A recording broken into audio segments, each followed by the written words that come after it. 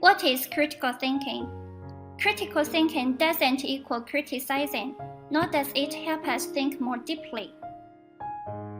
According to Longman Dictionary of Contemporary English, the word critical in the phrase critical thinking means making careful judgments about how good or bad something is. And Merriam-Webster's Collegiate Dictionary defines it as exercising or involving careful judgment or judicious evaluation. So critical thinking is reasonable, reflective thinking that is focused on deciding what to believe or what to do. It is particularly concerned with the quality of reasoning or argument presented in support of a belief or a course of action. The purpose is to decide what to believe or what to do by making clear and reasoned judgment through such skills as interpretation, analysis, inference, explanation, evaluation, and self-regulation. Among these skills, analysis and evaluation are the most basic. Then how to apply critical thinking skills? To think critically, we need to answer two types of questions: analysis questions and evaluation questions. To analyze, we answer four questions. 1. What is the main conclusion? 2. What are the reasons? 3. What is assumed? 4. Clarify the meaning of unclear terms and claims. To evaluate, we also answer four questions. 1. Are the reasons acceptable? 2. Does the reasoning support its conclusion? 3. Are there other relevant considerations which strengthen or weaken the case? 4. What is your overall evaluation?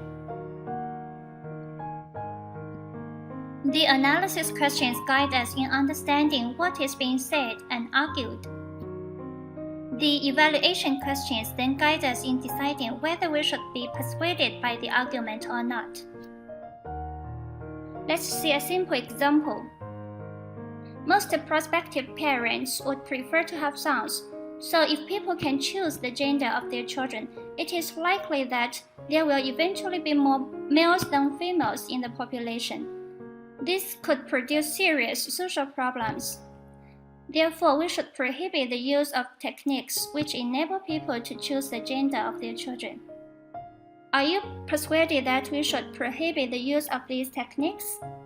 We might need to answer some questions before we give any response. Analysis question 1 and 2, conclusions and reasons.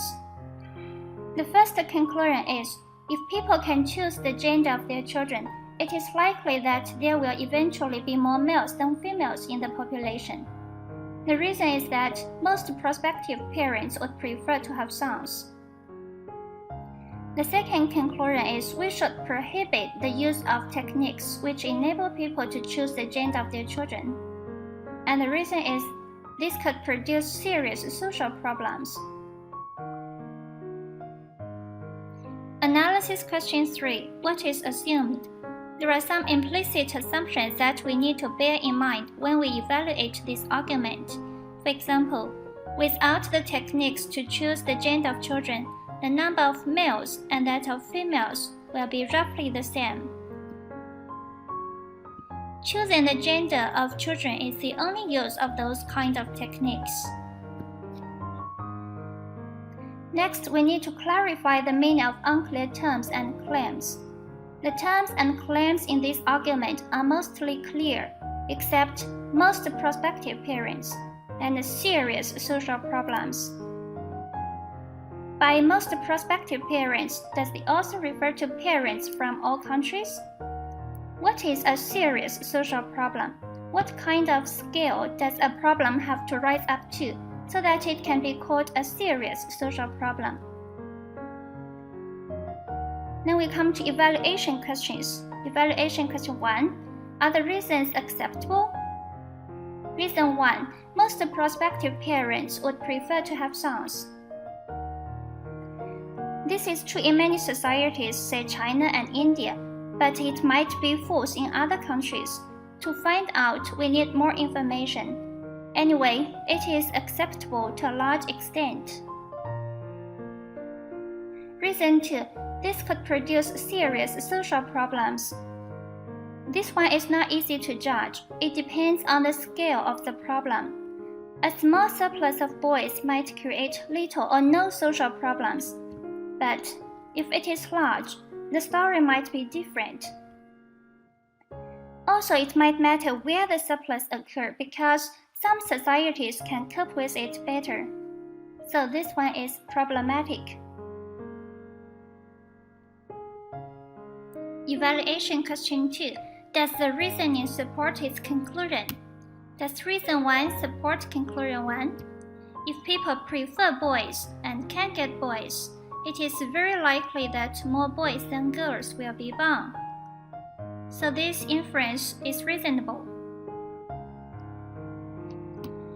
Does reason 2 support conclusion 2?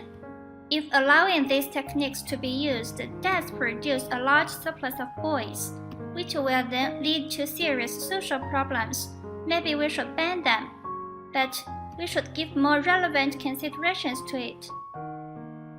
So this inference is problematic. Evaluation question 3. Are there other relevant considerations? To answer this question, we have to be very imaginative and creative. Considerations for banning these techniques might include, for example, 1. They might have unwelcome side effects. 2. They might be very expensive, so that only the rich can afford it. Thus, it might lead to social inequality. Considerations against banning these techniques might include, for example, 1. Freedom of choice is very important in some societies, and they might prefer to give people the choice and then deal with any resulting social problems. 2. These techniques could be used to reduce the risk of diseases inherited only through the female line or the male line.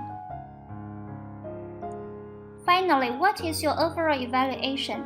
Based on the above analysis and evaluation, here we can make a final evaluation statement. Reason 1 is quite acceptable given the situations in such countries as China and India. Those situations in other countries might be different. Therefore, I am persuaded that if people prefer boys and can get boys, there will eventually be more boys than girls. Reason 2 might not be a necessary result of a surplus of males because it will depend on the scale of the surplus and our ability to cope with the problem. Besides, the techniques might have other important uses. Therefore, I do not think the techniques should be banned. That's the whole process of applying critical thinking skills. It's time for you to try. Please find out the reasons for the following conclusions in the article, The Land of the Lock, from Unit 3, and give your evaluation to the arguments. 1. The lock is the new symbol of America. 2. America has transformed from the land of the free to the land of the lock. 3. With all this security, we are perhaps the most insecure nation in the history of civilized man.